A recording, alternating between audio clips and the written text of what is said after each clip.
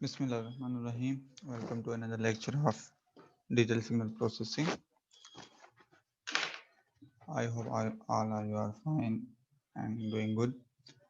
So हम Z transform को ही इस लेक्चर में कंटिन्यू किए हुए हैं। हमने लास्ट टाइम जो Z ट्रांसफॉर्म की प्रॉपर्टीज और Z ट्रांसफॉर्म के एग्जांपल्स किए, उनकी प्रॉपर्टीज को कुछ को ड्राइव किया और उनको फिर उनके प्रॉब्लम सॉल्व किए उनसे रिलेटेड। ठीक है, अब हमारा नेक्स्ट जो आज का टॉपिक है वो इनवर्स जेड ट्रांसफॉर्म। अब वंस द सिग्नल जो टाइम डोमेन से फ्रीक्वेंसी डोमेन जो जेड डोमेन में आ गया, उसको अब उसमें जो भी रिक्वायर्ड कैलकुलेशंस की इंफॉर्मेशन हमने उससे गैदर की, उसके बाद फिर सिग्नल को दोबारा इन्वर्स करना होता है। तो अब हम देखेंगे कि कौन कौन सा मेथड्स हैं और उनके प्रॉब्लम्स को कुछ मैं यहाँ पे सॉल्व करके दिखाऊंगा, मतलब यहाँ पे कैमरा के थ्रू, जो लास्ट टाइम मैंने हैंड सॉल्यूशन किया था कैमरे का, कुछ इस तरीके से करूंगा और कुछ एग्जांपल्स आपको वैसे स्लाइड्स के थ्रू ही समझाऊंगा। तो अब चलते हैं आगे टॉपिक पे। अच्छा, जेड इनवर्स जेड ट्रांसफॉर्म क्या है? ऑब्वियस सी बात है, नाम से पता है कि जेड डोमेन जो सिग्नल है उसको टाइम डोमेन जो कि सैंपल डोमेन जो है उसमें हम कन्वर्ट करते हैं, जिसको एक्स ऑफ एन है। ठीक है, to convert a signal in z domain, to convert a function in the z domain into a function in the time domain requires a inverse z transform. ठीक है, तो Z domain में जो signal convert हो चुका है उसको एक टाइम डोमेन में कन्वर्ट करने के लिए आपको inverse domain Z transform convert required होता है। This conversion is necessary, for example, to find the time domain function like x of n that correspond to the z transform x of z। ठीक है, suppose करो मतलब आपको x of z दिया हुआ है, इसका x of n चाहिए, तो उसके लिए भी आपको पास इनवर्स करना है। y of z है आपके पास, उसका y of n निकालना है, टाइम डोमेन उसका इक्विवेलेंट निकालना है, तो उसके लिए भी इनवर्स चाहिए एंड सो ऑन। मतलब कोई भी फंक्शन जिसको z डोमेन में, उसको इनवर्स जो टाइम डोमेन में चाहिए तो आपको इनवर्स करना होता है। ये अच्छा, ये जस्ट लाइक जिस तरह हमने फोरियर सीरीज और फोरियर के जो हमने किए थे, फोरियर ट्रांसफॉर्म स्पेशली और लैपलास ट्रांसफॉर्म, तो उसमें हम क्या करते थे, पहले एक डोमेन में जाते थे, फिर उसके बाद इनवर्स अप्लाई करके वापस जो टाइम डोमेन में आते थे। एग्जैक्टली जो फिलोसॉफिकल व्यू है वो यही है, बाकी इसका थोड़ा मेथड अपने हैं, मगर इसकी मैंने जिस तरह पहले भी जिक्र किया, जो इसकी मेजर रिजेम्बलेंस है वो है आपकी लैपलास के साथ। ठीक है, तो डिफरेंट मेथड्स हैं इसको इन्वर्स करने के। एक इसको फॉर्मल मेथड, इसको कंट्रोल मेथड, इंटीग्रेशन मेथड। दूसरा इसका जो इनफॉर्मल मेथड्स हैं, जो कि मोस्टली इन पे रिलाई किया जाता है क्योंकि ये इजी हो जाते हैं। अभी आप देखेंगे कि एग्जांपल्स, तो उसमें आपको आइडिया हो जाएगा कि ये कितने हेल्पफुल हो जाता है। इसमें हमें जो ट्रांसफॉर्म टेबल है ना, उनकी हेल्प बहुत हेल्प करते हैं। जो जिस तरह लेप्लास ट्रांसफॉर्म टेबल था, इस तरीके से जेड ट्रांसफॉर्म टेबल है, तो और उस प्रॉपर्टीज का टेबल है, इन दोनों को मिला के हम इनको करते हैं। इनफॉर्मल मेथड्स हमें काफी हेल्प करते हैं। उसमें पहला method inspection method using the Z transform, दूसरा लॉन्ग डिवीजन, इसका दूसरे भी नाम होते हैं सिनेथिक डिवीजन या पावर सीरीज एक्सपेंशन। मतलब ये जो मेथड्स हैं इनको लॉन्ग डिवीजन मेथड से करते हैं। तीसरा है partial fraction expansion. Partial fraction expansion जो कि पर्सनली मुझे लगता है कि रिलेटिवली इजी है, और उसमें मैं आपको अभी एग्जांपल्स करेंगे तो आपको आइडिया उसका भी जाएगा। तो अभी हम बढ़ते हैं इसमें कि है क्या कंट्रोल। ये कंट्रोल में क्या होता है, ये एक फॉर्मल इंटीग्रेशन में क्या होता है कि हम जो जेड टर्म करते हैं उसके साथ जेड n -1 मल्टीप्लाई करते हैं, फिर उसको इंटीग्रेशन करते हैं with respect to d g z. ठीक है, और 1/2 पाई जे उसका बाहर जो एक कांस्टेंट मल्टीप्लाई होता है कि। अच्छा, वहां भी यहाँ भी सी क्या पता है, जो सी रिप्रेजेंट कर रहा है close control within the R O C of the z transform. मतलब ये है कि जो हम सिग्नल, इसका मैंने जिक्र किया था ना, जैसे हम कोई भी फंक्शन होता है उसको कंप्लीटली डिफाइन करने के लिए पहले तो जेड ट्रांसफॉर्म उसका निकल रहा है, उसका एक आरओसी के उसमें जेड की कौन सी वैल्यूज के लिए वो एग्जिस्ट, कौन सी वैल्यूज के लिए जेड की कौन सी वैल्यूज उस फंक्शन के लिए एग्जिस्ट करती हैं, या ये फंक्शन जेड की कौन सी वैल्यूज के लिए एग्जिस्ट करता है, तो उसको रीजन ऑफ कन्वर्जेंस कहते हैं। ठीक है, तो इसका जिक्र हो चुका है हमारा पहले भी। तो उसके क्लोज कंटोर में जो आरओसी के जो बाउंड्रीज होती हैं उसमें आपकी ये इंटीग्रेशन होती है। ठीक है, तो ये एक फॉर्मल मेथड है। The most fundamental method for the inversion of Z transform is the general inversion method which is based on the Laurent theorem. ठीक है, अब ये इसके मैथमेटिकली जो है कि ये बहुत जनरली किस तरीके से इसको किया जाता है, इसका जो इन्वेरिएंट मेथड है वो किस थ्योरम बेस्ड है, क्योंकि हर मैथमेटिकली भी ये चीजें ये जिस तरह फॉर्मूले हैं तो ये ड्राइव होते हैं किसी न किसी थ्योरम के थ्रू, डेरिवेशंस होती हैं, तो वो इस लॉरेंट थ्योरम के थ्रू के मेथड पे इन्वेरिएंट ट्रांसफॉर्म का एक जनरल फॉर्मूला ड्राइव किया हुआ है। ठीक है, मेथड बनाया हुआ है। ठीक है, तो ये इस तरीके से इन चीजों को एक तरीका ये है जो कि मतलब बहुत ही कम होता है, क्योंकि ये काफी इसमें इंटीग्रेशन वगैरह और ये सारी चीजें हैं। जो इनफॉर्मल मेथड्स हैं वो ज़्यादा फ्लेक्सिबल हैं और उनको ज़्यादा हेल्प करते हैं चीज़ों को सॉल्व करने में। तो इनफॉर्मल मेथड के हवाले से अभी एक एग्जांपल आपके सामने दिया हुआ है। अच्छा, इस एग्जांपल में क्या है, एक दिया हुआ है signal x of z is equal to z over z minus 0.8। ठीक है, अब इसका हमें निकालना है क्या, टाइम डोमेन, मतलब x ऑफ n। तो इसका तरीका क्या है, इसको मैं ना अभी आपको कॉपी पे करके दिखाता हूँ। जस्ट मुझे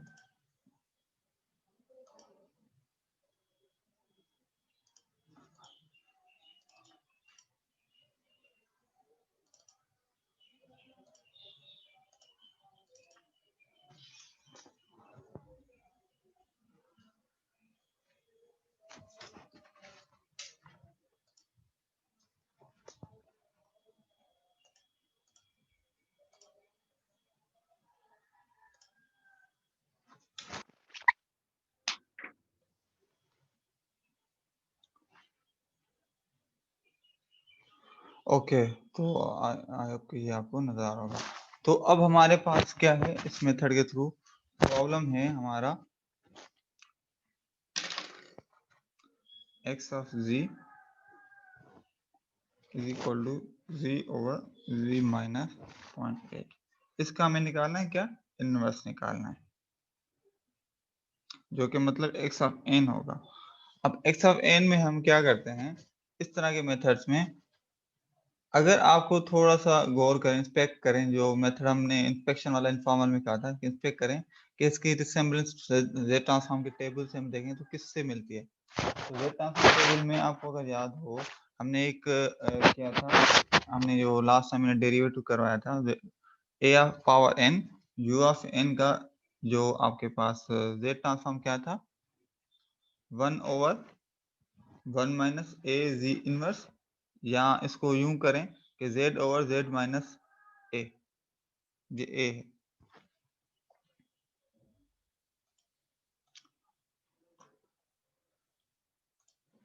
ठीक है, अगर आप याद हो तो ये है। अब ये नोट करें कि इसमें आपके पास जो क्या है कि ये जो पोर्शन है ये इससे मिलता है, ये समझो कि a है, तो यहाँ पे a क्या है, 0.8। ये Z ट्रांसफॉर्म टेबल से हमने लिया है, ये जो मैंने निकाला है यहाँ पे, ये Z ट्रांसफॉर्म के टेबल से लिया है। ठीक है, तो अब यहाँ पर ये क्या हुआ कि अब हम देखेंगे, इट मीन्स अगर ये इस तरीके से है तो इस ये जो Z ट्रांसफॉर्म इसका है, तो अगर ये होगा तो इसका इनवर्स ये हो जाएगा। तो हम क्या करेंगे, ऐसे सिचुएशन में इससे रिजेम्बलेंस करवाएंगे इसकी। तो ये इंस्पेक्ट किया हमने, ये हमें पता चला इधर a इज इक्वल टू क्या है, 0.8 है। तो इट मीन्स यहाँ पे हम अगर हम लिखें कि ये मेथड ये है और यहाँ पर जो है मैं यूं कहूँगा a इज इक्वल टू 0.8 के बराबर है, तो इस फॉर्मूले के तहत ये Z ट्रांसफॉर्म है किसका, इसका। तो इट मीन्स अगर ये है तो इसका टाइम डोमेन ये होगा। तो यहाँ पर ये है, a की जगह 0.8 है, तो यहाँ पर क्या होगा, a पावर n मतलब 0.8 whole power n u of n। I hope की बात समझ में आ गई। तो ये क्या है, हमने टेबल कौन सा अप्लाई किया, Z ट्रांसफॉर्म का टेबल। अब इसी तरीके से हम जो है क्या कहते हैं कि जेड ट्रांसफॉर्म का टेबल, जेड ट्रांसफॉर्म के जो प्रॉपर्टीज हैं उन दोनों टेबल्स को साथ में लेके, उनकी प्रॉपर्टीज उनको साथ में लेके हम इस तरीके से कन्वर्ट कर सकते हैं जेड इनवर्स जेड ट्रांसफॉर्म। इससे काफी चीजें इजी हो जाती हैं। अगर इसी को अब उस कंट्रोल मेथड से करें तो वो थोड़ा सा और भी टफ हो जाता है। तो जेड ट्रांसफॉर्म का जो टेबल जो है ना बहुत हेल्प करता है इस तरह के मामला में। अच्छा, अब इसी तरीके से एक और एग्जांपल करते हैं। मैं आपको पहले वो यहाँ पे दिखा देता हूँ। मैं इसके अंदर क्लास बंद कर रहा हूँ और आपको स्क्रीन शेयर करता हूँ। ठीक है, अब ये एग्जांपल है ये। अब ये भी एग्जांपल जो है हमारा, पहले हमें चेक करना है कि इसकी रिजेम्बलेंस किससे। ठीक है, वो हमने किया। उसके बाद जो है हम इसको देखेंगे कि हमारे पास इसका किस तरीके से वो उसका इनवर्स टाइम निकाल सकता है। अब इसमें आपके सामने एक एग्जांपल है, find the inverse z transform of x of z is equal to z inverse minus 0.9z, ये वाला। ठीक है,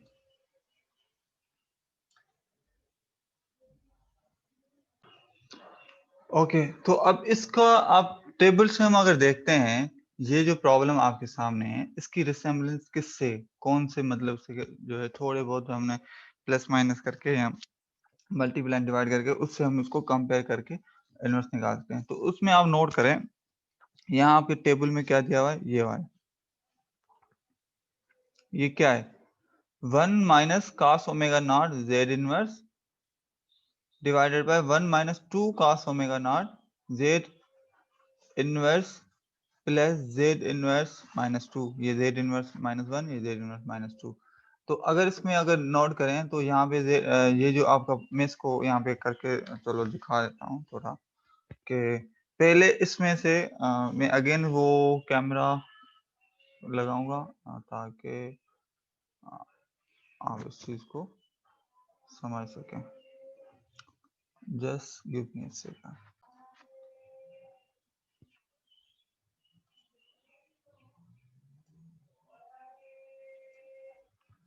ओके, तो मैं इस पे आ गया। ठीक है, अब इसमें क्या है, हमारे पास प्रॉब्लम क्या है,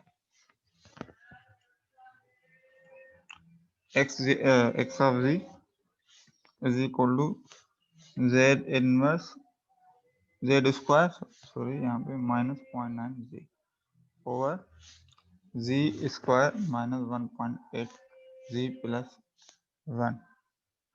अच्छा, ये तो हो गया हमारा ये वाला।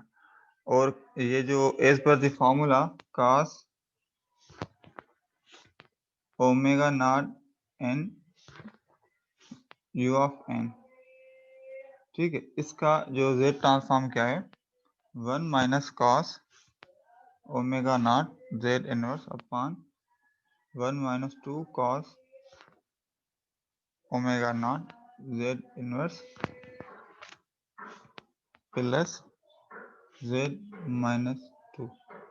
अब ये है जेड माइनस 1 जेड माइनस 2 और ये किस में, प्लस में। तो इनको इनवर्स में कन्वर्ट करने के लिए क्या करते हैं, तो पहले जेड इनवर्स इसको इसमें से कॉमन निकालें, तो ये क्या बन जाएगा, 1 माइनस 0.9 जेड इनवर्स बन गया। सिमिलरली नीचे वाले से डिनोमिनेटर से करें, जेड स्क्वायर कॉमन निकालें, ये बन गया 1 minus 1.8 Z minus inverse plus z minus 2। ये इसमें खत्म, तो ये बन गया। तो इससे रेशनल आ गई 1 माइनस ये कास एन ओमेगा, ये जेड इनवर्स, ये जेड इनवर्स, ये कास एन ओमेगा किसके बराबर हो जाता है, 0.9 के, और ये 1 माइनस ये 1.8 इसमें, और बाकी ये। तो हमारे पास क्या ये हो रहा है। तो अगर मैं सिर्फ क्या करूं, ये 2 कास ओमेगा है, मतलब यहाँ पर जो वैल्यू है वो वैल्यू यहाँ पे डबल है, तो यहाँ पे 0.9 है, यहाँ पे 1.18 है। ठीक है, तो इट मीन्स मैं अगर यूं लिखूं कास ओमेगा, ठीक है, इज इक्वल टू 0.9, तो इससे हमारे पास ओमेगा जो वैल्यू आएगी वो किसके बराबर हो जाएगी? ठीक है, या ओमेगा वो हो जाएगी आपकी cos इनवर्स 0.9। अच्छा, cos इनवर्स 0.9, ठीक है, ये इधर है तो इधर आएगा cos इनवर्स हो जाएगा 0.9, तो इसमें हम निकालेंगे तो ये पॉइंट कैलकुलेटर से हम निकालेंगे तो ये आ जाएगा। ठीक है, तो सिर्फ हमें क्या किया है, ये रिसेम्बलेंस इससे है और हम यही चीज जो है अप्लाई कर रहे हैं, तो हमारे पास ये इसका क्या आएगा एक्स ऑफ एन, क्योंकि ये पूरा इक्विवेलेंट किसके, ये पूरा इसके बराबर है टाइम डोमेन के। ये जेड डोमेन है, ये टाइम डोमेन है, ठीक है, और ये हमारा जेड डोमेन है, इसकी पूरी इससे रिजेम्बलेंस है, तो इसको हम कन्वर्ट इसमें इजीली कर सकते हैं।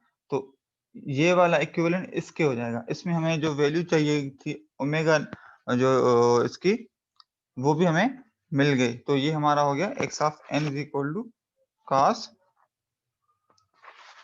ठीक है, फॉर्मूले के हिसाब से क्या है, ये कॉस ओमेगा एन, ठीक है। तो ये हो गया हमारा कॉस पॉइंट, क्योंकि ये मिल गया 1 ये कैपिटल ओमेगा फॉर्मूले का, और ये यू ऑफ एन।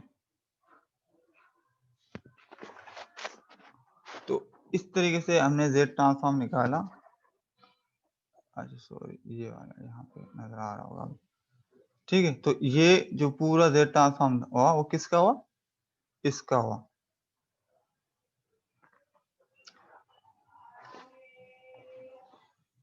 और यही स्लाइड में दिया हुआ है, ठीक है। तो आई होप कि ये क्लियर हो गया होगा, जिसको जो क्यूरी हो तो आप मुझसे पूछ सकते हैं। अच्छा ये क्या था, अब ये पूरा मेथड था कि आप क्या करते हैं। अच्छा ये तो सिर्फ एक दो एग्जांपल्स करवाएं, इस तरीके से सिर्फ बहुत सारे हो सकते हैं, ठीक है। तो आप उसको देखते हैं कि पहले ट्रांसफॉर्म टेबल में उस किससे इक्विवेलेंट हो रहा है, फिर उसके बाद जिस तरह मैंने यहाँ पे थोड़ी बहुत मैनिपुलेशन आपको करके दिखाई, जेड स्क्वायर मतलब कॉमन लिया दोनों में से, तो उसकी कंप्लीटली रिजेम्बलेंस होगी। तो एग्जैक्ट सेम वे में आपको जो है करना है कि जो इक्वेशन दी हुई है वो उसकी किससे रिजेम्बलेंस है, ठीक है।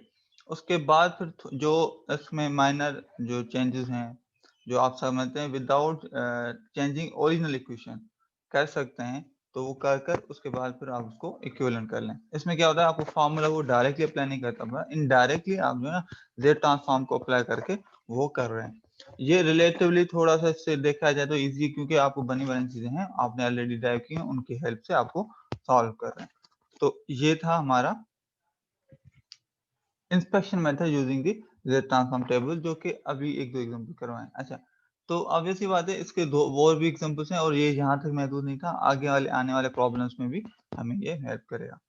अच्छा, अब नेक्स्ट जो हमारा मेथड है जो इनवर्स जेड ट्रांसफॉर्म का, वो है लॉन्ग डिवीजन मेथड। अच्छा, इनके एडवांटेज और डिसएडवांटेजेस क्या है, ठीक है, उसको थोड़ा सा क्विकली रिव्यू। एडवांटेजेस ये हैं लॉन्ग डिवीजन में, ये रिलेटिवली स्ट्रेट फॉरवर्ड मेथड है, applicable to any rational function, मतलब जो रेशनल फंक्शन होते हैं जिसमें न्यूमरेटर डिनोमिनेटर होते हैं, can be use to convert improper rational function into a proper rational function. Improper और प्रॉपर रेशनल फंक्शन ओके आपको सबको पता होंगे कि मिसाल लो क्या मैं अदरवाइज को आगे वैसे भी डिस्क्राइब करने वाला हूँ। अच्छा, इसके डिसएडवांटेजेस क्या हैं कि sometimes will run into infinity, general close form solution can not be found. अब ये इंफिनिटी का मतलब क्या है, अभी मैं आपको दिखाता हूँ। ट्रांसफर फंक्शन, ठीक है, transfer function can be express as a rational function consist of numerator polynomial divided by denominator polynomial. Transfer function and stability. अच्छा, ये टॉपिक वही जो अभी जिक्र करें लॉन्ग डिवीजन में। अब इसमें क्या होता है कि आपके पास जो रेशनल में होता है कि एक न्यूमरेटर होता है, ठीक है, ये न्यूमरेटर कोई हो गया, ये डिनोमिनेटर हो गया, ये बॉक्सेस में बनना। अब ये भी पॉलिनोमियल होगी, ये भी पॉलिनोमियल होगी, ठीक है। अब पॉलिनोमियल में ऑर्डर्स होते हैं, मिसाल लो x square x cube and so on, मतलब पॉलिनोमियल की कोई ना कोई ऑर्डर। ऑर्डर क्या होता है, उसका हाईएस्ट पावर जो उसमें होगा वेरिएबल का, वो हम आपका उसका ऑर्डर होगा पॉलिनोमियल का। तो आपके पास क्या उनसे चीजें होगी, एक हो गया प्रॉपर रेशनल, इम्प्रॉपर और स्ट्रिक्टली प्रॉपर। यहाँ पे क्या आ जाते हैं, प्रॉपर का मतलब ये है कि न्यूमरेटर का जो आपके पास पावर हो डिनोमिनेटर से या तो आपका जो छोटा हो या बराबर हो, ठीक है। न्यूमरेटर इज लेस देन और equal to the degree of denominator, मतलब अगर फॉर सपोज यहाँ पे एक्स स्क्वायर है, पॉलिनोमियल का हाईएस्ट ऑर्डर मतलब फॉर सपोज 2 है, मतलब एक्स स्क्वायर की कोई इक्वेशन है, तो डिनोमिनेटर में या तो आपके पास वो क्या कहते हैं कि एक्स स्क्वायर ही हो क्योंकि बराबर हो, या यहाँ पर कोई एक्स क्यूब हो। क्यों? क्योंकि इससे न्यूमरेटर जो है आपके उसका पावर या तो छोटा हो जाएगा या उसके बराबर। तो ये हमारा कहलाएगा प्रॉपर रेशनल फंक्शन, ठीक है। और स्ट्रिक्टली प्रॉपर का मतलब ये है कि हमेशा न्यूमरेटर जो है ना डिनोमिनेटर से उसका पावर कम ही होगा। और ये हम वैसे ही हमने मेरे ख्याल में फर्स्ट इंटर या ये बेसिक मैथ में हम पढ़ते हैं कि ठीक है। और इम्प्रॉपर कौन सा होगा कि जिसमें न्यूमरेटर का आपके पास जो डिग्री हो, यहाँ पे एक्स क्यूब फॉर सपोज आ जाए और यहाँ पे एक्स स्क्वायर हो जाए, तो ये इम्प्रॉपर रेशनल फंक्शन हो जाएगा। तो हम लॉन्ग डिवीजन जो अप्लाई करते हैं वो प्रॉपर रेशनल फंक्शन पे अप्लाई करते हैं, ठीक है। अच्छा, अब यहाँ पर सवाल पैदा ये होता है, क्या इस पॉसिबल है कि प्रॉपर फंक्शन को जो है प्रॉपर एक्सप्रेशन में कन्वर्ट किया जाए सर इम्प्रॉपर को। तो जिस तरह आपको याद होगा कि सपोज करें जिस तरह एक होता है ना 27/3, तो इसमें हम क्या करते हैं वो पहले ये अप्लाई करते हैं 9, अच्छा ये तो डायरेक्ट हो जाता है ऐसे 27.5 कर लें सपोज करते हैं डिवाइडेड बाय 3, तो ये 9 और समथिंग लाइट करके कुछ बनेगा, ये हो जाएगा 27 28, अच्छा 28 हो जाएगा। तो अगर मैं आपको कहूँ 28 को यूं लिखें, ये इम्प्रॉपर है इसमें, ठीक है। न्यूमरेटर ज्यादा है और डिनोमिनेटर कम है, तो इसको अगर हम प्रॉपर इस तरीके से हो सकता है कि 9 और ये तो मेरे ख्याल में याद ही होगा 27 और 3 28/3, तो इस तरीके से लिख सकते हैं ना। तो ये एग्जैक्ट सेम वे में यहाँ पर होता है, ये जो आपके पास इक्वेशंस हैं ये अब क्या है तो प्रॉपर मगर स्ट्रिक्टली प्रॉपर नहीं। स्ट्रिक्टली प्रॉपर में क्या है कि इन दोनों का ये जो डिनोमिनेटर है ना वो लाजमन इससे बढ़ाओ, इसका पावर बढ़ाओ। तो अब यहाँ पे तो ये दोनों बराबर हाईएस्ट पावर है, तो इस चीज को कन्वर्ट किया जा सकता है using the long division method. तो ये हमारा हो गया डिवाइडेंड जिसको हम डिवाइड करने जा रहे हैं, ये हमारा हो गया डिवाइडर, ठीक है, डिवाइजर जिसको कहते हैं। तो ये जो हम कन्वेंशनल वे ऑफ जो डिवीजन जो हम करते आए हैं बचपन से स्कूलों में, तो उस तरीके से चीजें थोड़ी इजी भी लग जाती हैं। और ये हमने किया हमारा डिवाइजर डिवाइडेंड सॉरी डिवाइजर। अब इसमें हमने इसको अप्लाई सिर्फ वन टाइम, आपने ये क्वेश्चन हो गया हमारा, ये मल्टीप्लाई बाय दिस फैक्टर, ये आपके पास यहाँ पे आ गया। और यहाँ पर ये देखा तो ये क्या हो गया प्लस माइनस करें तो ये आपके पास, क्योंकि साइन चेंज करते हैं, साइन चेंज कर रहे हैं यहाँ पे, ठीक साइन चेंज किया तो ये हो गया कैंसिल हो गया, ये 0.1 और 0.6 हो गया, और ये साइन चेंज की तो 0.3 से माइनस निकला, तो 0.3 से माइनस 0.9 हुआ तो -6, ये हमारा बचा रिमाइंडर। तो ये question plus remainder divided by divisor same ही रहेगा, तो ये हमारा हो गया। अब ये फंक्शन प्रॉपरली किसमें हो गया स्ट्रिक्ट प्रॉपर ट्रांसफर फंक्शन। कैसे? क्योंकि इसका जो पावर है जेड स्क्वायर है और इसका पावर z1 है, मतलब पावर कम है न्यूमरेटर का, तो ये स्ट्रिक्ट प्रॉपर रेशनल फंक्शन हो गया, हमारा प्रॉपर फंक्शन हो गया, ठीक है। तो नीचे सारा लिखा हुआ है डिवाइडेंड जो होता है वो एक बराबर किसके होता है quotient multiply by divisor plus remainder, ये होता है टोटल डिवाइजर जो फॉर्मूला है। तो आई होप कि ये समझ में आ गया होगा, ये इसमें इतना कॉम्प्लेक्स नहीं है, तभी मैं कॉपी भी नहीं कर पा रहा हूँ। जो जो चीजें मुझे लगेंगी कि आपको शायद मुश्किल होंगी तो मैं उसको कॉपी पे भी करके दिखा दूंगा आप लोगों को।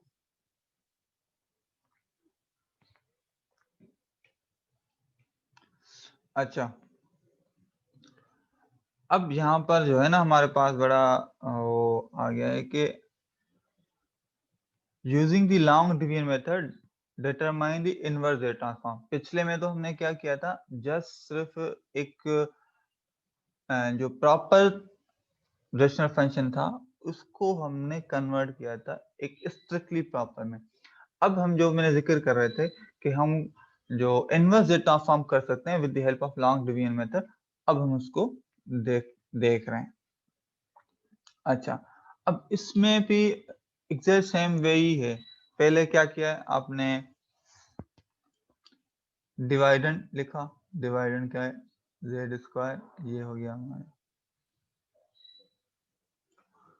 ये नहीं, ये आ गया हमारा का डिवाइडर। ठीक है, यहाँ तक तो बात क्लियर हो गई होगी यकीन।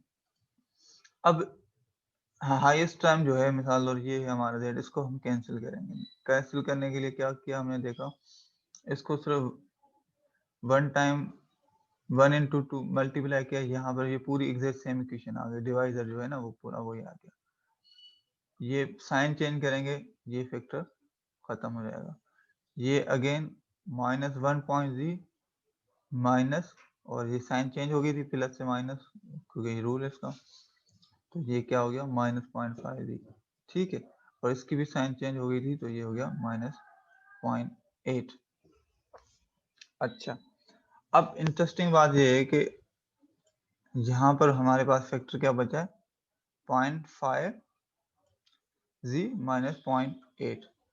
अब इसमें हम कोशिश ये करेंगे कि ऐसा क्वेश्चन मल्टीप्लाई करवाएं डिवाइडर के साथ कि जिसमें ये जो फैक्टर है ना 0.5 ये हमारा कैंसिल हो सके। ठीक है, अब इसके लिए क्या करना होगा हमें, तो यहाँ पे तो हाईएस्ट टर्म क्या है, जेड स्क्वायर है, यहाँ पे तो जेड है। इट मीन्स आपको जो क्वेश्चन हो वो हमेशा जेड इनवर्स में ही होना चाहिए, क्योंकि जेड इनवर्स होगा तो जेड स्क्वायर के साथ अगर मल्टीप्लाई में करूंगा जेड इनवर्स, तो बेस से में तो पावर 8 होंगे, तो ये बन जाएगा जेड सिंपल। ठीक है, तो इट मीन्स जो जेड स्क्वायर वाला इस हाईएस्ट टर्म है, इसको मैं कन्वर्ट करवाऊंगा किसमें, जेड में। ठीक है, तो ये फैक्टर। अच्छा, ये जेड वाला तो हमने एच बी कर लिया, मगर इसके साथ कोएफिशिएंट कितना है, ये 1 है, मतलब कुछ नहीं होता तो 1 होता है यहाँ। तो यहाँ पे क्या है 0.5, वो भी माइनस में। तो इट मीन्स हम जेड इनवर्स भी क्वेश्चन हो मगर साथ ही साथ क्या फैक्टर हो, 0.5 भी हो, क्योंकि 0.5 जेड इनवर्स मल्टीप्लाई करवाएंगे इस फैक्टर के साथ। ये जो इसके सबके पूरे के साथ होगा, मैं इसलिए इस पे फोकस कर रहा हूँ एक में, क्योंकि हमें जो एक ये टर्म जो था ना पहला, वो हम उसको मद्देनजर रखते हैं, उसको कैंसिल करने के लिए इस क्वेश्चन को उस हिसाब से क्वेश्चन मल्टीप्लाई करवाते हैं डिवाइजर के साथ, ताकि वो कैंसिल हो सके। तो इस तरीके से डिवीजन को खत्म किया जा सकता है। तो इसको हमने किया, तो 0.5 जेड इनवर्स इसके साथ जेड स्क्वायर के साथ मल्टीप्लाई हुआ, तो ये तो हो गया आपके टर्म क्या, 0.5 -0.5 जेड।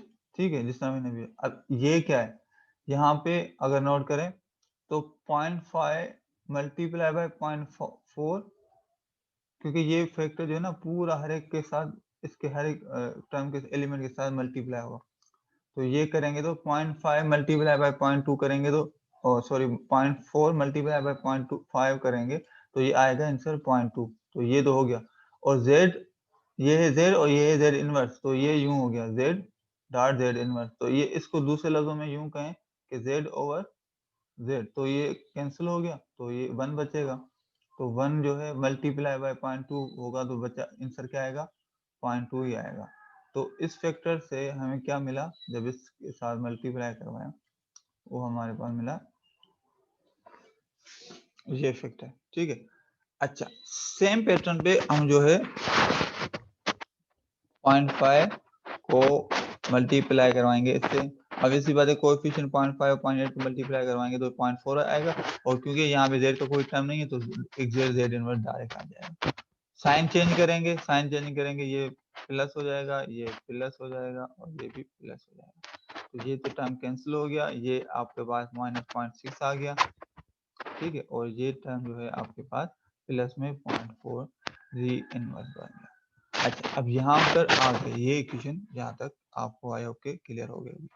अच्छा अब यहाँ पर नोट करें आपके पास अगेन क्या आइटम है 0.6 प्लस ये। अब हम कैंसिल करवाएंगे ऐसा क्वेश्चन डिवाइजर के साथ मल्टीप्लाई हो कि ये जो फैक्टर जो है ना हाईएस्ट जो हमारा ये कैंसिल हो सके, मतलब खत्म हो सके।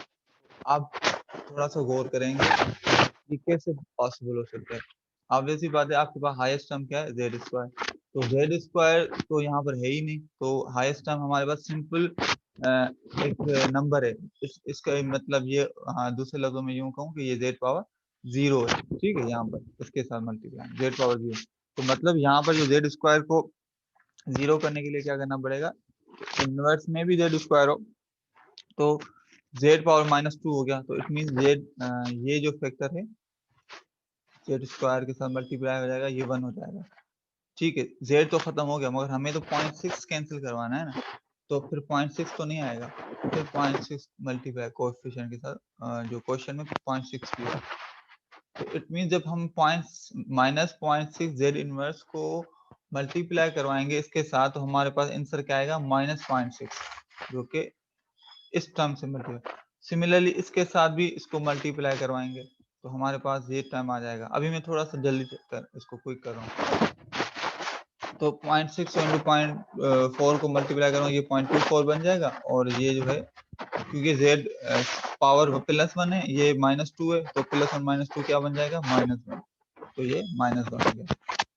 एंड सिमिलरली ये जो z माइनस पूरा फैक्टर्स के साथ मल्टीप्लाई करवाएंगे तो z ये 0.48 z पावर -2 आ जाएगा। अच्छा साइन चेंज करें अब ये क्वेश्चन, अच्छा ये जो क्वेश्चन होता है ना ये हमें खुद ही मतलब आपको अपने अंडरस्टैंडिंग के हिसाब से कि कौन सा मल्टीप्लाई होना चाहिए, वो ये फैक्टर ध्यान में रखते हुए हायर फैक्टर को कैंसिल करना है कि ऐसा क्वेश्चन इसके साथ मल्टीप्लाई करेंगे ये फैक्टर बस कैंसिल हो सके। तो ये स्ट्रेटजी रख के ध्यान में चलते हैं तो चीजों थोड़ी सी इजी हो जाती है कि कौन सा क्वेश्चन होना चाहिए, ठीक है। हम सिर्फ एक उसको फोकस पे रखते हैं।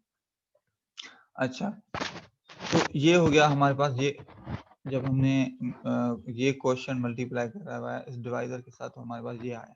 तो अब इसमें हमने देखा साइन चेंज करें तो plus minus plus minus plus, तो ये तो कैंसिल हो गया, ये 0.4 और 0.24 ये हो गया 0.64 प्लस ये जो माइनस में था ये प्लस में हो गया, ये यहाँ पे आ गया। अच्छा अब यहाँ पे नोट करें ये हमारे पास इक्वेशन है अगेन। अब आपको हाईएस्ट फैक्टर जो है ना ये ध्यान में रखते हुए चलना है, ठीक है। ये जो ना देखो ध्यान में रखते हुए चलना है। इसको कैंसिल करने के लिए आपको ऐसा क्वेश्चन मल्टीप्लाई करवाना है इसके साथ कि ये कैंसिल हो सके। अच्छा क्योंकि ये जो है लॉन्ग डिवीजन में ये क्वेश्चन एक ऐसा है कि जिसमें एक आप करते रहेंगे इनफाइनाइट तक चलता रहेगा, मगर हमें जो है अब इसको हमने क्या किया ये सॉल्व करके 3-4 स्टेप उसके बाद फिर हमने ये डॉट डॉट इंडिकेट करा कि ये चलता ही रहेगा क्योंकि ये पावर सीरीज बन जाती है जैसा हम इसको ना कन्वर्ट करेंगे तो एक पावर सीरीज बन जाती है। तो ये आपके पास आ गया इसका using the long division method हमने एक किस्म का इसको पावर सीरीज में h of z को कन्वर्ट कर दिया, ठीक है। जब पावर सीरीज में कन्वर्ट हो गया तो अब यहाँ पे अगेन हम with the help of table निकालेंगे तो ये किस किस के इनवर्स बराबर होता है। 1 का मतलब होता है डेल्टा n और z पावर -1 मैंने पिछले लेक्चर्स में जिक्र किया हुआ है कि मतलब क्या होता है डिले, तो डेल्टा ये जो 0.5 का मतलब है 0.5 डेल्टा n-1 इस तरीके से z power 2 and so on. तो ये आपके पास with the help of z transform table and properties आपने इस सीरीज का जो कि एक्चुअल में ये है क्या निकला आपके पास इनवर्स ट्रांसफॉर्म ये निकला, ठीक है। अदरवाइज ये जो है हमारे पास वैसे मुश्किल हो जाता उसको करना। तो लॉन्ग डिवीजन मेथड से हमने क्या किया इसको निकाला। आई होप कि ये समझ में आ गया होगा, कोई इतना टफ नहीं है क्योंकि ये कन्वेंशनल हम डिवीजन वगैरह जो करते हैं वो ही है, सिर्फ अंडरस्टैंडिंग करनी है।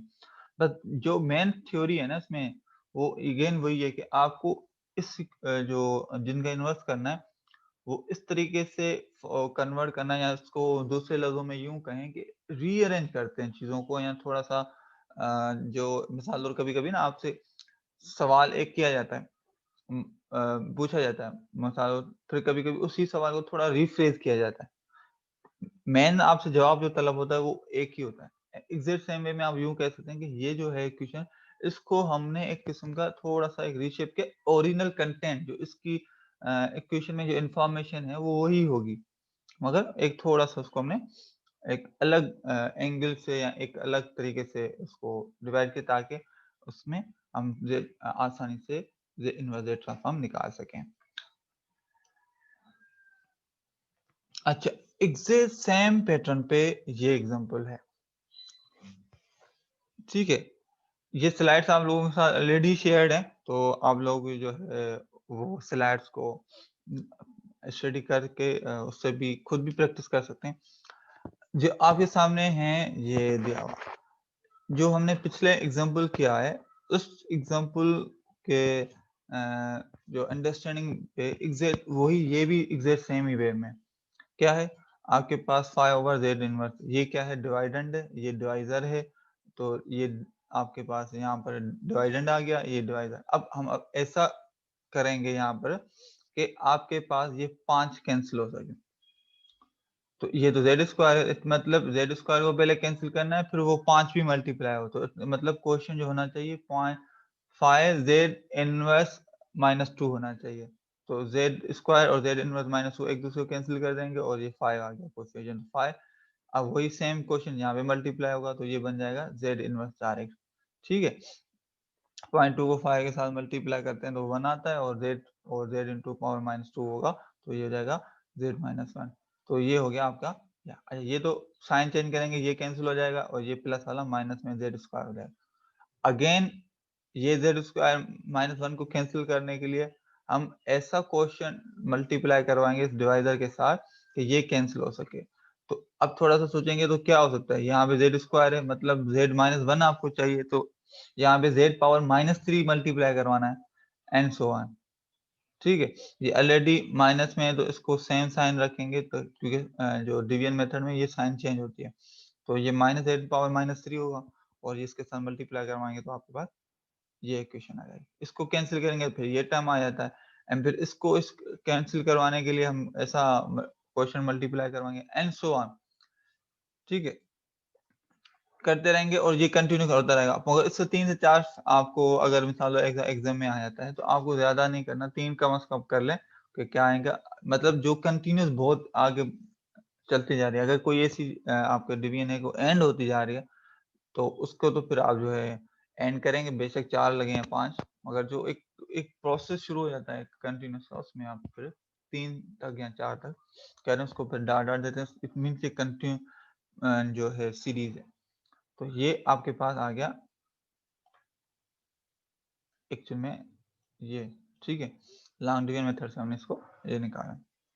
अच्छा, अब जो इनवर्स जेड ट्रांसफॉर्म है वो इसको देखेंगे, तो ये क्या है? ये भी हमारे पास डेल्टा है, मगर डिले के साथ। ये 5 डेल्टा n -2, एंड ये z-3, एंड ये z-4, एंड सो ऑन। हम चलते जाएंगे और इस तरीके से ये चलती जाएगी, तो आपके पास इसका इनवर्स जेड ट्रांसफॉर्म ये निकला time domain.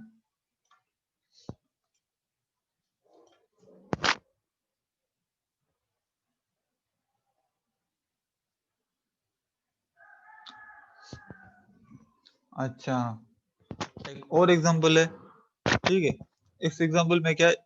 Using the long division method determine the inverse z transform. देखो अभी मैं ये सिर्फ प्रैक्टिस ही करवा रहा हूँ,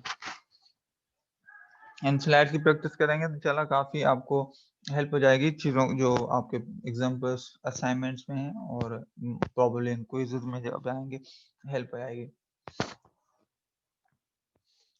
अच्छा, अब ये जो इक्वेशन दी हुई है ना, ये बड़ी जो है ना एक क्या कहते हैं कि अजीब सी लग रही है। तो पहले आप उसको एज पर द ऑर्डर है ना, उसको क्या कहते हैं कि अरेंज करें। डिसेंडिंग ऑर्डर में, तो डिसेंडिंग ऑर्डर में ये z पावर 5 है, ये 4 है, ये 3 है, ये 2 है, ये 1 है, और यहाँ पर है ही नहीं, मतलब z पावर 0 है। तो इसको असेंडिंग में किया, जो सिंपल वे में हो गया। सिमिलरली न्यूमरेटर डिनोमिनेटर को भी डिसेंडिंग ऑर्डर में आपने अरेंज किया। उसके बाद क्या करेंगे, then dividing the numerator of x by its denominator we obtain the power series. ठीक है, तो जो हम क्या करेंगे अब,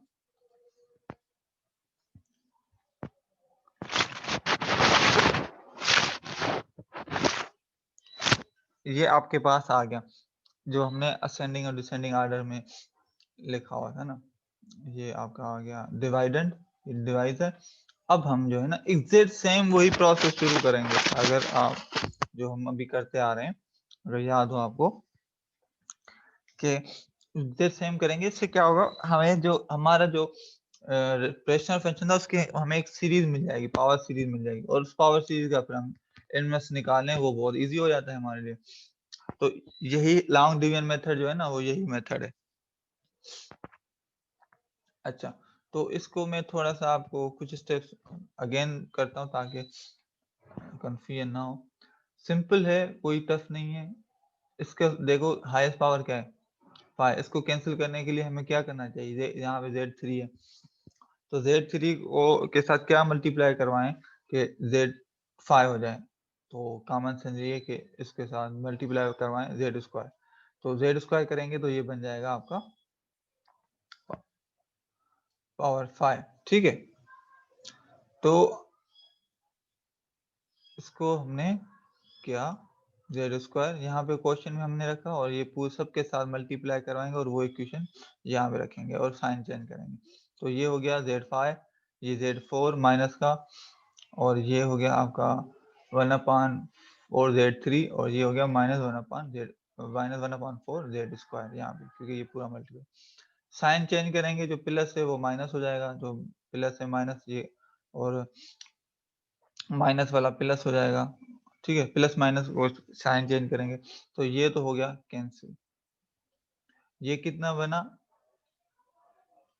ये 2 है था, यहाँ पे 1, ये हो गया, ये 3 हो गया, क्योंकि ये पहले माइनस था फिर प्लस हो गया, तो साइन चेंज हो गई थी ना, तो ये प्लस का ये 3 हो गया, 3 सिमिलरली यहाँ पे भी देखें तो 7/4 -7/4 -1/4, तो इनको करेंगे तो 8/4 बनेगा, और ये आपके पास Z3 का आ गया।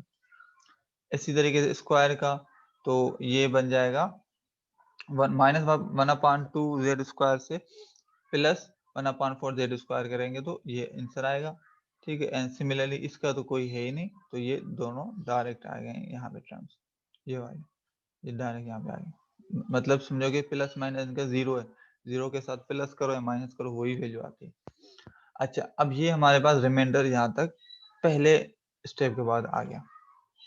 अब नेक्स्ट स्टेप क्या है हमारा, कि ऐसा क्वेश्चन मल्टीप्लाई करवाएं डिवाइजर के साथ कि ये जो हमारा फैक्टर है ये हो जाए 0। मतलब स्ट्रेटजी ये रखनी है। इससे क्या होगा, आप जो है ना कंटिन्यूस एक क्वेश्चन निकाल रहे हैं, तो इसको क्या करेंगे, तो गौर करेंगे Z² हमारे पास क्या है, Z3 है, तो इसको 3 को पहले पावर रेज करना है, मतलब हमें Z मल्टीप्लाई करवाना है तभी Z4 होगा।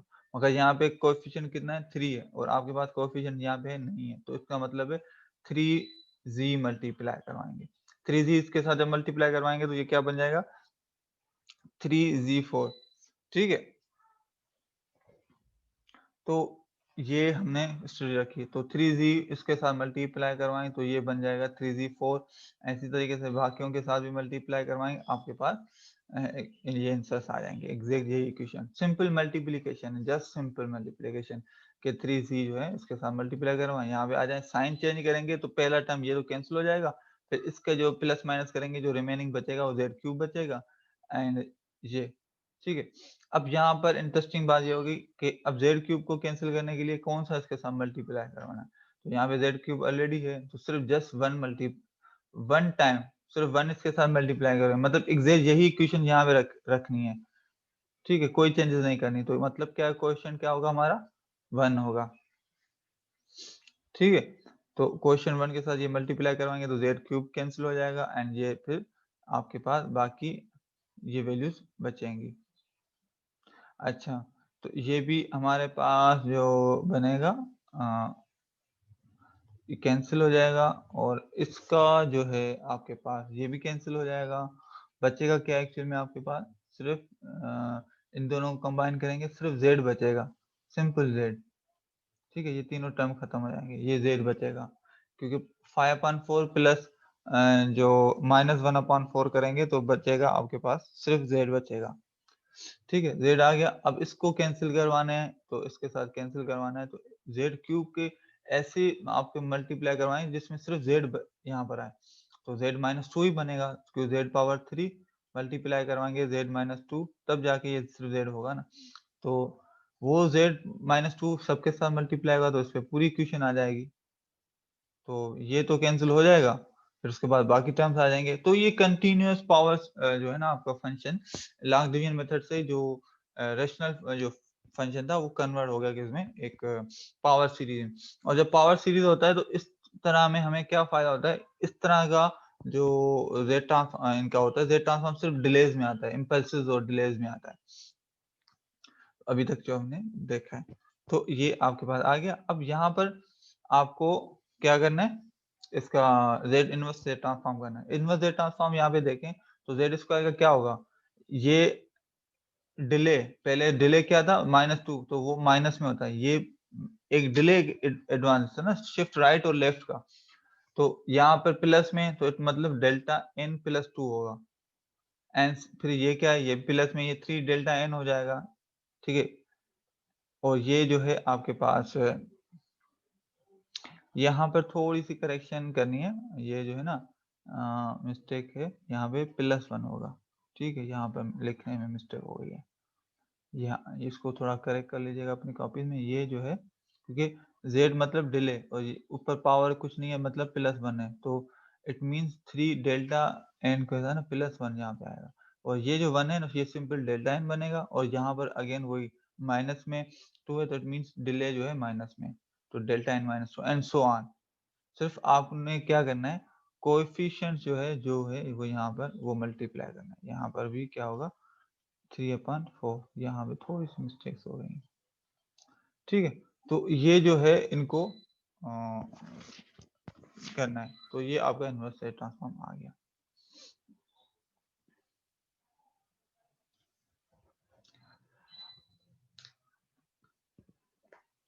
अच्छा, तो अभी जो है कुछ एग्जांपल्स जो किए हुए हैं,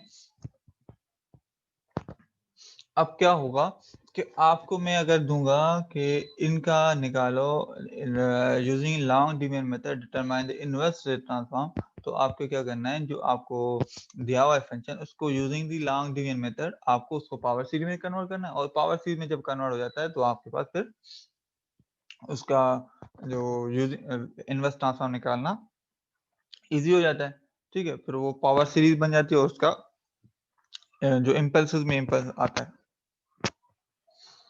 तो ये एग्जांपल है, इसमें जो है तकरीबन बुक्स जो है एग्जांपल्स हैं बुक्स से ही ली हुई हैं। तो ये एग्जांपल इसमें इस तरह है कि लॉन्ग डिवीजन मेथड से जो पावर सीरीज आती है वो डायरेक्ट वो लिखा हुआ है बजाय के पूरा डिवीजन मेथड, क्योंकि 3 एग्जांपल पिछले में मैंने पूरा समझा दिया है। आई होप कि आप इजीली कर सकते हैं, कोई मुश्किल नहीं है। हाँ, थोड़ा सा टाइम कंज्यूमिंग अगर कहें तो ये बिल्कुल बात सही है, मगर ये नहीं है कि कोई टफ है, आप इजीली कर सकते हैं। तो एग्जैक्ट सेम वे में आप इसको करेंगे तो आपके पास इस तरह का पावर सीरीज आ जाएगी। उस पावर सीरीज का z ट्रांसफॉर्म इनवर्स निकालेंगे तो वो आपके पास ये आ जाएगा। और ये जो हम अगेन बिल्कुल शुरू वाले लेक्चर्स में हुए, तो इस तरह के इम्पल्सेस को हम इस तरह में एक सीक्वेंस फॉर्म में इजीली लिख सकते हैं। ठीक है, तो ये जो है डेल्टा n मतलब 1, ये जो है यहाँ पर n इज इक्वल टू मतलब 1 हो गया, तो यहाँ पे 3 - 2 इम्पल्स डिलेड इम्पल्सेस में हम जब वो लिखते हैं ना सिग्नल को, तो ये जो आपके पास सीक्वेंस में लिखा हुआ है, न्यूमेरिकल सीक्वेंस में लिखा हुआ है, उसको आप इसमें कन्वर्ट कर सकते हैं और वाइस वर्सा। तो एग्जैक्ट यहाँ पर वही हुआ है, तो ये सेम इक्वेशन को इसको इस फॉर्मेट में लिखा हुआ है, और n इज इक्वल यहाँ से शुरू होता है। ठीक है, तो इसमें मेरे ख्याल में आप लोगों को कोई इतनी दिक्कत नहीं होगी। अगर किसी को फिर भी कोई इश्यू हो तो मुझे ज़रूर बताएं, मैं फिर यूं करूंगा कि इसका फिर मैं आपको फिर अगेन कॉपी के थ्रू करके दिखा दूंगा। अदरवाइज कोई इश्यू नहीं है, अगर पिछला समझा हुआ सिर्फ स्टेप फॉलो करें, आप इजीली कर सकते हैं।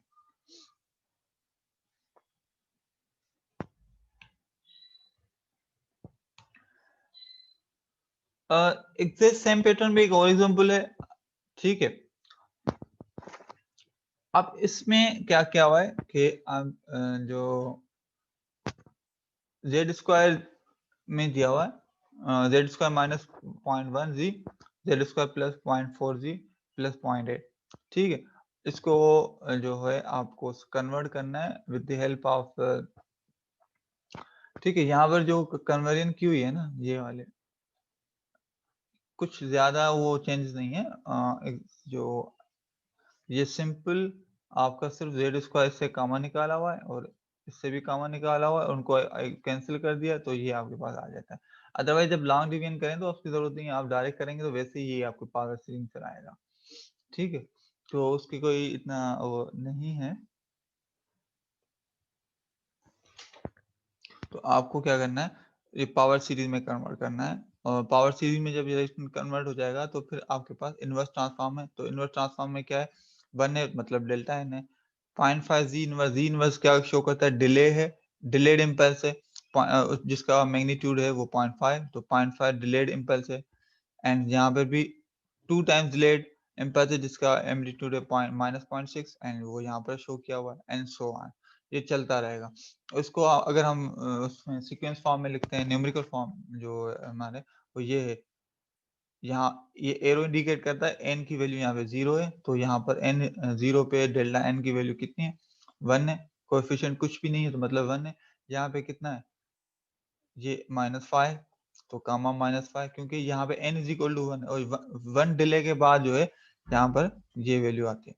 अच्छा, सिमिलरली सेकंड डिले के बाद अगर फॉर सपोज कहीं भी ऐसा हो जाए कि यहाँ पे 0.5 डेल्टा n माइनस 2 और n माइनस 1 और यहाँ पे directly n 0.6 delta n minus 3, मिसाल और ऐसी सीक्वेंस आ जाती है, यहाँ पे बीच में n माइनस 2 वाला फैक्टर गायब हो जाता है, तो इस सिचुएशन में हमारे पास क्या होगा, ये 0, ये 1, यहाँ पे 2 है ना, तो यहाँ पर 0 हो जाएगा।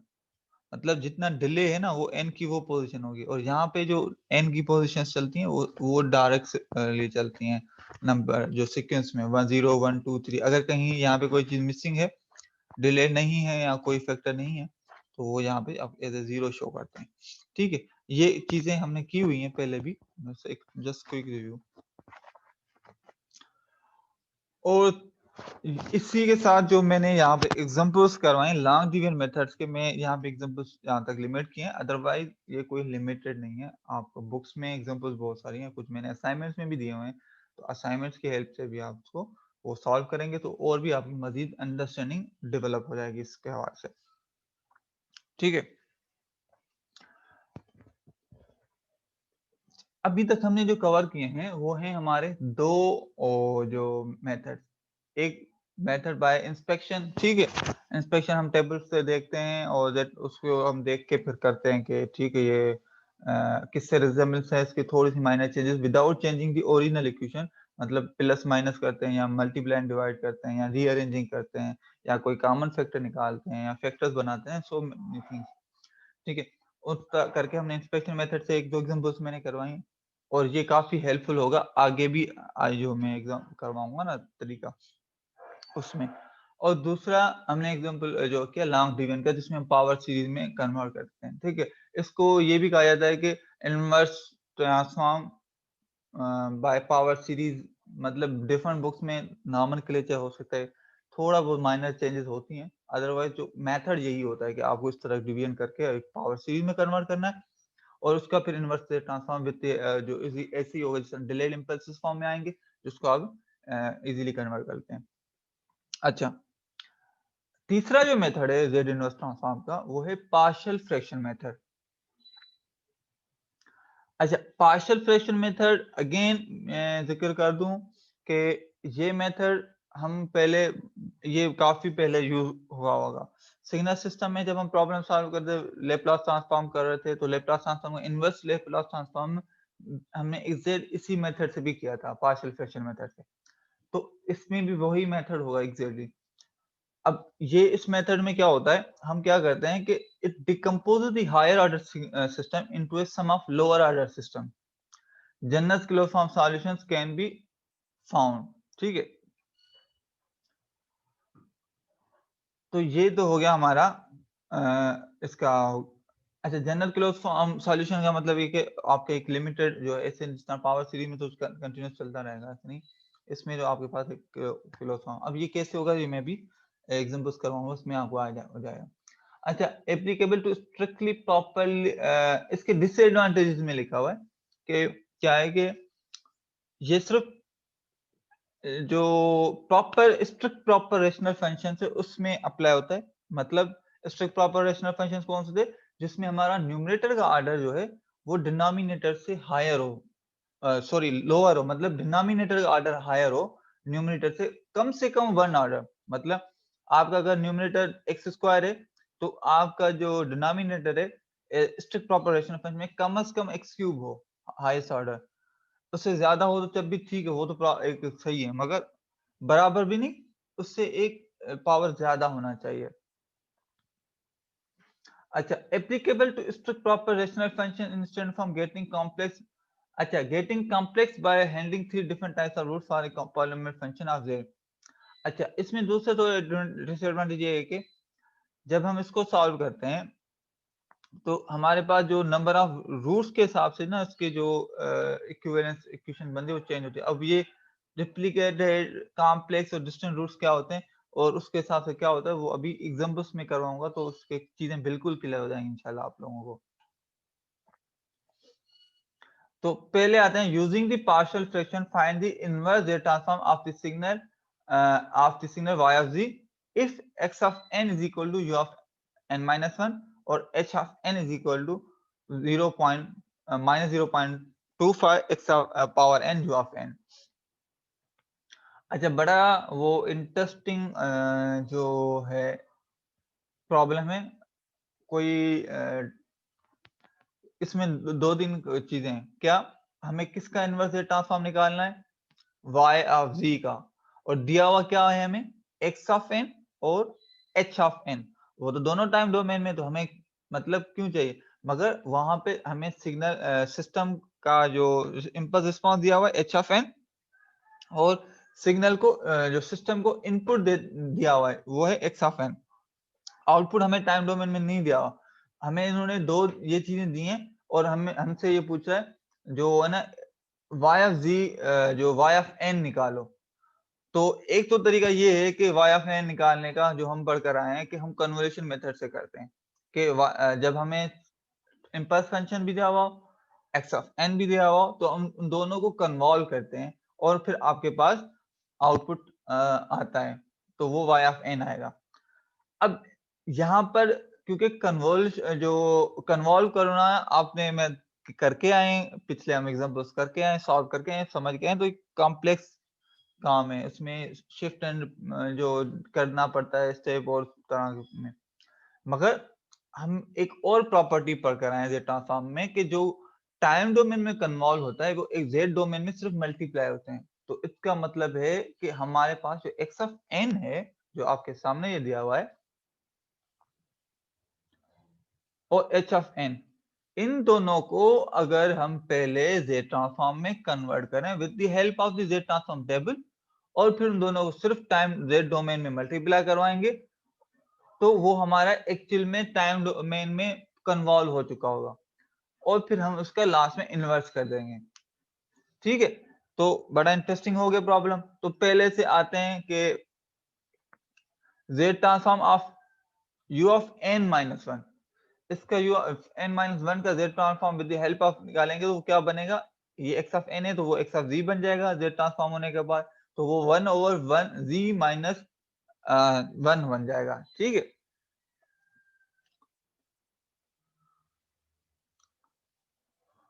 ओके। और फिर सिमिलर पैटर्न पे h ऑफ n का z ट्रांसफॉर्म निकालेंगे, जिसको रिप्रेजेंट किया जाएगा h ऑफ z, उसका एज पर द फॉर्मूला, ये फॉर्मूला इस पे कौन सा होगा, ये हो गया a power n u of n। ठीक है, a power n u of n। A power N u of N का जो जेड ट्रांसफॉर्म है वो ये आता है जेड ओवर जेड प्लस जो भी ए है यहाँ पर। तो यहाँ पर ए क्या है आपके पास, ये जेड ओवर जेड माइनस जो ए है, तो यहाँ पे ए क्या है -0.25, तो माइनस टू माइनस प्लस ये हो जाएगा -0.25, तो जेड ओवर जेड प्लस 0.25 ये आ गया इसका जेड ट्रांसफॉर्म। अब हमें क्या करना है, इन दोनों को सिंपली मल्टीप्लाई करवाना है। तो मल्टीप्लाई करवाएंगे तो ये न्यूमरेटर न्यूमरेटर से मल्टीप्लाई होगा, वो डिनोमिनेटर के साथ, तो ये हो गया z, और ये जो है इनको हमने एज ए फैक्टर्स के तौर पे अलग डायरेक्टली रख लिया। ठीक है, तो ये अब हमने सिंपली इनको मल्टीप्लाई करवाया ना, ये समझो कि डायरेक्टली आपके पास z ट्रांसफॉर्म टाइम डोमेन में कन्वोल्यूशन हो गई। सिंपल, अब देखो कितना सिंपल हो गया यहाँ पे।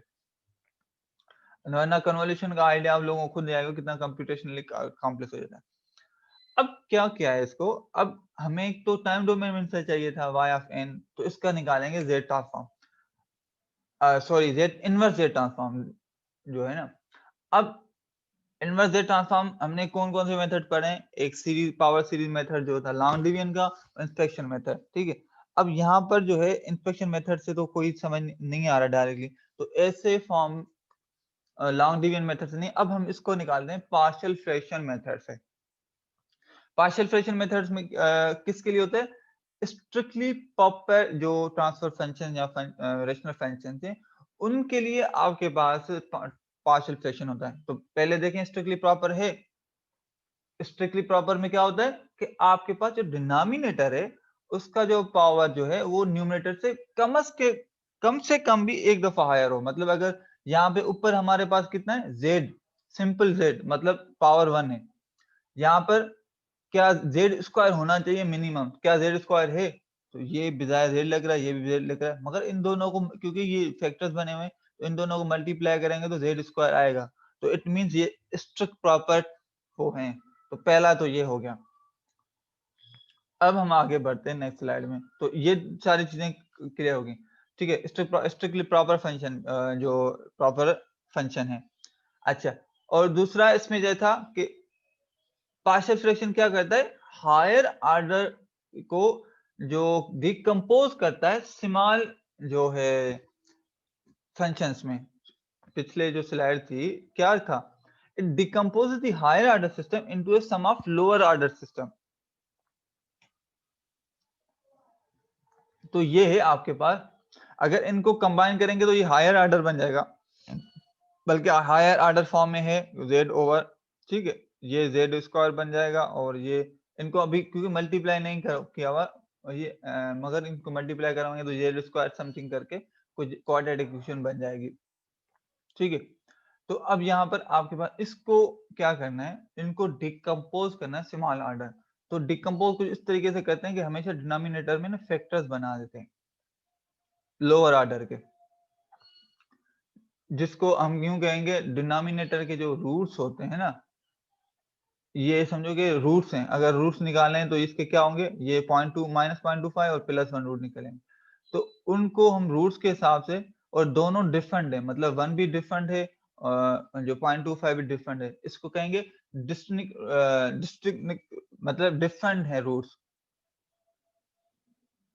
ठीक है, तो हम क्या करते हैं कि इनको कुछ इस तरीके से करते हैं, y of z is equal to a over जो पहला जो फैक्टर मल्टीप्लाई में ना पहला फैक्टर प्लस b ओवर जो दूसरा फैक्टर, इनको कर देंगे।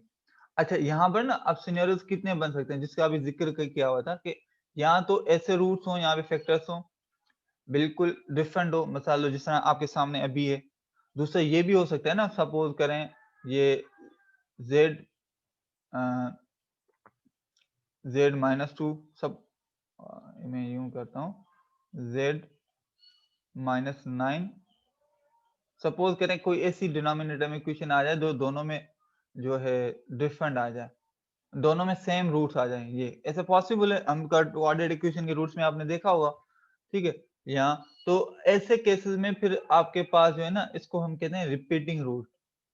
और तीसरा ये एक सिनेरियो ये है कि आपके पास ये जो ना ऐसी इक्वेशन हो जिसके रूट्स जो ना कॉम्प्लेक्स हो, कॉम्प्लेक्स मतलब रियल प्लस इमेजिनरी दोनों पार्ट्स हो, तो उनको हम कहते हैं कॉम्प्लेक्स रूट्स। ठीक है, तो आपको अब समझ में आ गया होगा के जो 3 सिनेरियो पिछले जो जिक्र हुआ था क्या है, तो उन रूट्स का जो हम डिकम्पोजिशन कर रहे हैं उसका इस पे इम्पैक्ट पड़ता है। आई बात समझ में? उसका इन पे इम्पैक्ट पड़ता है। तो पहला तो ये एग्जांपल करते हैं, जैसे जैसे वो रूट्स आएंगे तो मैं वो जिक्र करता जाऊंगा ताकि वो चीजें मिक्सअप ना हो। तो पहले मैं इसको सॉल्व करवाता हूँ। जब भी दो डिफरेंट रूट्स, मतलब दो नहीं बल्कि यहाँ पे अगर फॉर एग्जांपल कोई ऐसा सिचुएशन हो, तीसरा भी कोई हो, चौथा भी हो, जितने भी हो ना, मतलब मगर कुछ इस तरह लोअर ऑर्डर में बनाना है तो हर ऑर्डर जो मल्टीप्लाइंग फॉर्म में हो, तो आप क्या करेंगे, डिकम्पोज करेंगे। तो हम कहते हैं सपोज ये ए और बी की वैल्यू पता नहीं है, हम सपोज करें ए जेड प्लस जो पहला वाला, फिर ए बी दूसरा वाला, फिर सी एंड सो ऑन। ठीक है, जितने भी हैं फैक्टर मल्टीप्लायर यहाँ पर हैं, उन सबको आपने इस तरह ए बी सी डी करके रखना है और न्यूमरेटर को फिलहाल ध्यान में नहीं रखना। फिर उसके बाद क्या, अब सवाल पैदा ये होता है कि ठीक है हमने इसको तो डिकम्पोज कर दिया, मगर ये ए और बी की वैल्यूज क्या होंगी, कैसे निकालेंगे? फिर इन को निकालने के लिए फिर हम एक मेथड है कि वो ये कि coefficient a and b can be found. अच्छा, यहाँ पे सिर्फ ए और बी हैं तो यहाँ पे उनको ही कवर कर रहे हैं, तो वो करेंगे तो सारी बाकी जितने भी मिसाल अगर सी या डी हो ना, वो भी सी मेथड से होंगे। क्या कहते हैं, ए इज इक्वल टू किया हमने, उसके बाद फिर क्या करना है हमें, ये जो आपने रखा देखा हुआ है ना z प्लस 0.25, तो हम लिमिट ये पुट करेंगे। मैं इसको यूं करता हूँ, कॉपी पे करवाता हूँ क्योंकि कॉपी में समझना भी आसान है और उस पे भी, तो मैं इस पे करवाता हूँ।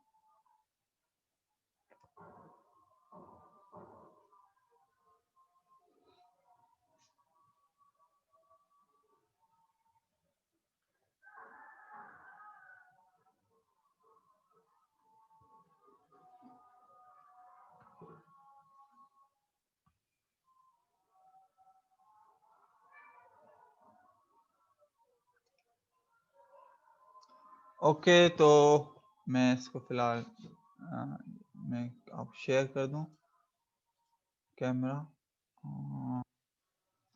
ठीक है।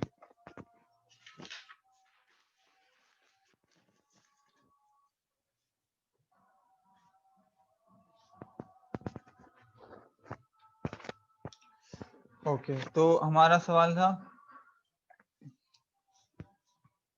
हमने निकाल क्या लिया था कि y ऑफ z, मैं पहले लिख लूं, is equal to z over z.25 z minus 1। अच्छा, इसको पहले y ऑफ z को हमने क्या डिकम्पोज,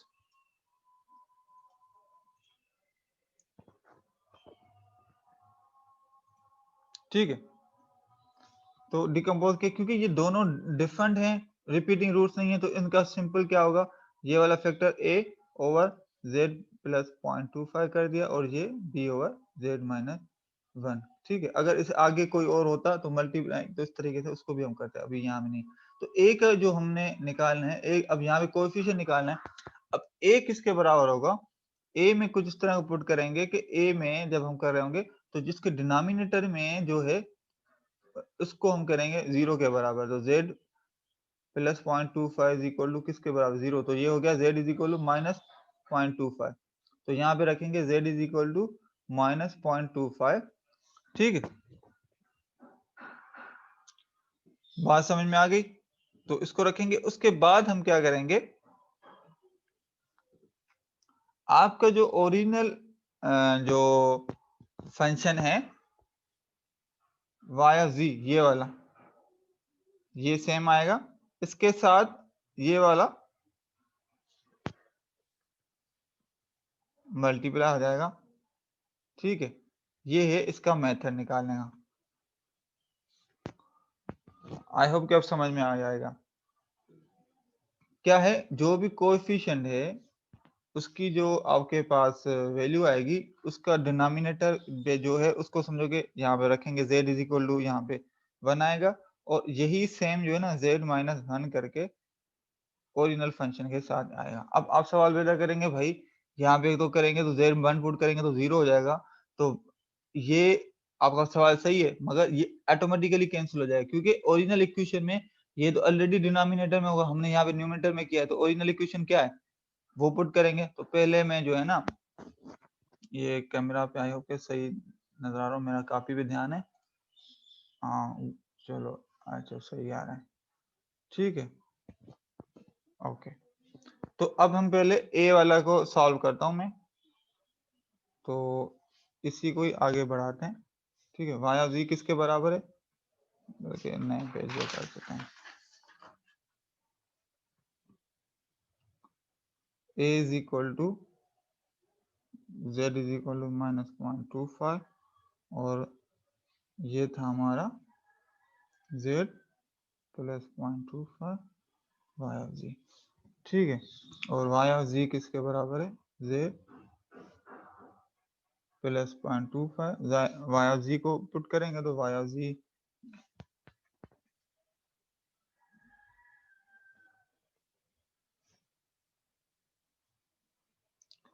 जेड ओवर जेड 0.25 था और जेड -1, तो ये तो इसमें कैंसिल हो गया, तो ये क्या बचा, z is equal to -0.25 is equal to z over z -1। इसमें जेड की वैल्यू वो पुट करेंगे -0.25 अपॉन -0.25 -1, तो इसका कुछ सॉल्व करेंगे। मैं तो डायरेक्टली जो सॉल्व है वही लिख रहा हूँ, तो ये बन जाएगा 0.2, ठीक है। इसको कैलकुलेटर से सॉल्व करेंगे तो 0.2 ही आएगा, ये बन जाएगा -1.25, तो 0.25 अपॉन 1.-125 माइनस माइनस में कैंसिल और ये बन जाएगा, ठीक है। सेम वे में आपके पास जो है बी का आएगा, तो बी क्या है, तो पहला जो है बी में क्या था, z-1 यहाँ पे था और z ओवर z प्लस 25 और ये z माइनस, ठीक है। ये तो y है ओरिजिनल और ये वो जो आपको मैंने पिछले में दिखाया था, तो ये तो इसमें कैंसिल हो गया, बचा क्या, यहाँ पे z is equal to 1, z over z plus 0.25, ठीक है। तो अब यहाँ पे z की वैल्यू पुट करेंगे तो 1 ओवर 1 प्लस 0.25, तो इन सर इसका भी मैं देख के लिख ले रहा हूँ, तो ये बन जाएगा 0.8। अब a और b की वैल्यूज मिल गई ना, तो हम ये क्या करेंगे, ये यहाँ पर पुट करेंगे। a की वैल्यू कितनी आई 0.2, b की वैल्यू कितनी आई 0.8, तो ये हो गया हमारे पास y of z is equal to 0.2 upon z plus 0.25 plus 1 over ये था b की वैल्यू थी 0.8, सॉरी 1 नहीं था, ये था z-1। अब ये हमारा डिकम्पोज हो गया क्या, ये वाला फंक्शन ओरिजिनल, ये वाला जो हमने निकाला, अच्छा ये डिकम्पोज हो गया। हालांकि इनका अगर हम एलसीएम करके निकालेंगे ना तो एग्जैक्ट यही आएगा, ये कोई चेंज हमने नहीं किया, हमने सिर्फ डिकम्पोज किया इसको as a sum of lower order functions. ये लोअर ऑर्डर है ना, ऊपर वाला क्या था उसमें वो हायर ऑर्डर था, जेड स्क्वायर था, यहाँ पे लोअर ऑर्डर है। अच्छा अब यहाँ पे जब लोअर ऑर्डर में आ गए हैं, तो अब यहाँ पे हम अगेन इंस्पेक्शन वाला मेथड जो है ना, जिसको हम देखेंगे टेबल से ये किस किस से मैच करते हैं। तो अगर आपको याद हो तो ये किस से मैच करता है, कुछ याद है, ठीक है। तो हमारे पास ये 0.2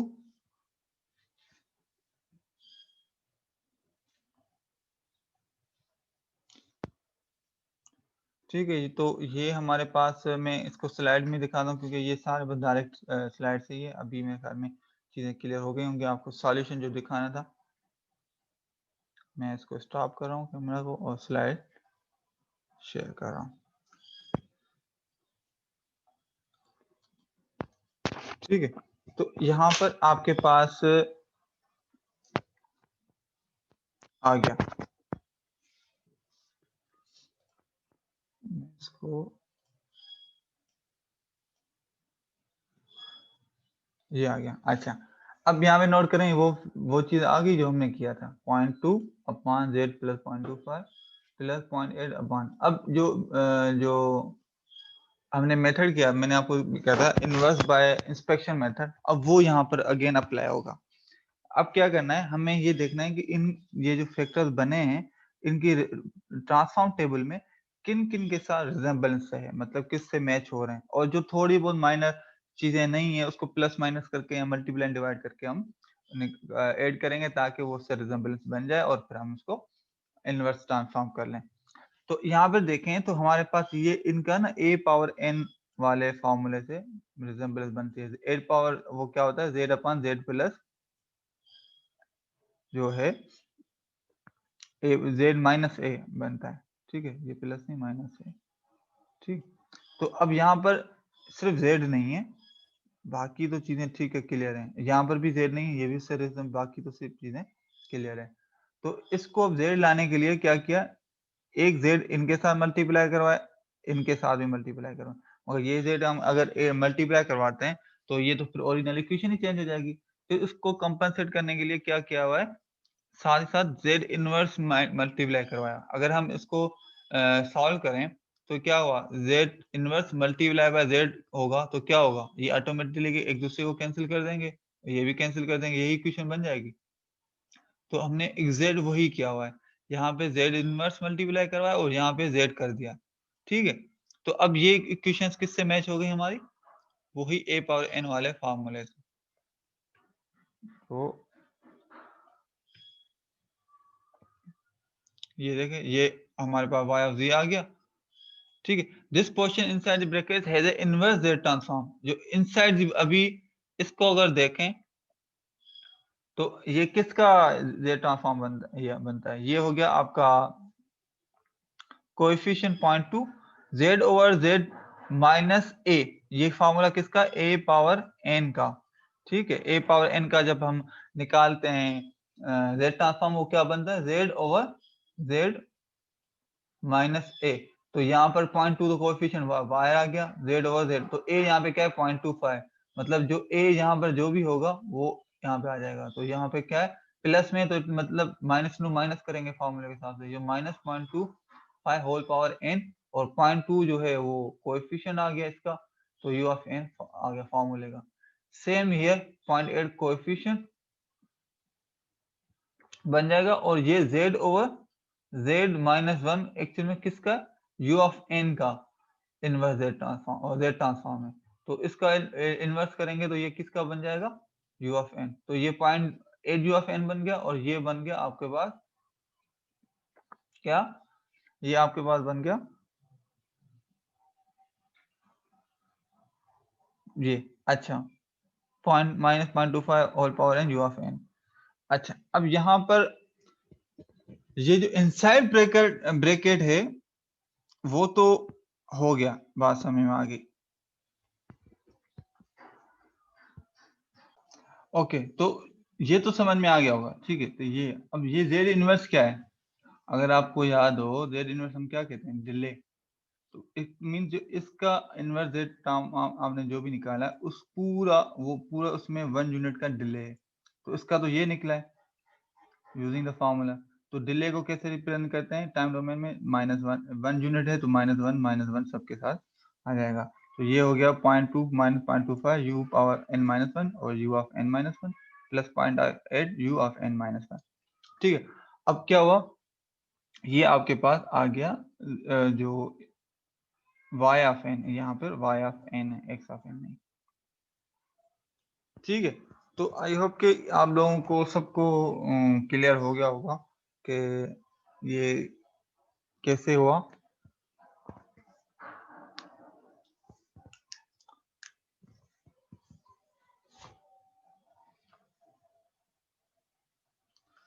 इसमें अभी किसी को भी जो भी कंफ्यूजन हो आप यकीनन पूछ सकते हैं। आई होप कि काफ़ी डिटेल इसको मैंने कवर किया है, और इसके अलावा अब मैं कुछ और भी एग्जाम्पल्स करवाऊंगा, यहाँ तक लिमिटेड नहीं है, वो भी सॉल्व करवाएंगे इंशाल्लाह। तो ये है पार्शियल फ्रैक्शन मेथड। अभी तक हमने क्या हमसे किए हैं, बस इम्पोर्टेंट बात यह है कि आपके पास जब ये आ जाए या जब डिफरेंट रूट्स हों तो फिर ए बी सी। अब रिपीटिंग रूट्स में क्या होगा और कॉम्प्लेक्स रूट्स में क्या होगा, ये भी हमारा सिनेरियो है। अच्छा, एक और एग्जांपल है, यहाँ पे तो डायरेक्ट दिया हुआ है z ट्रांसफॉर्म, उसका निकालना है आपको जो इनवर्स जेड ट्रांसफॉर्म। अगेन इसमें क्या किया, ये आपके पास दिया हुआ है,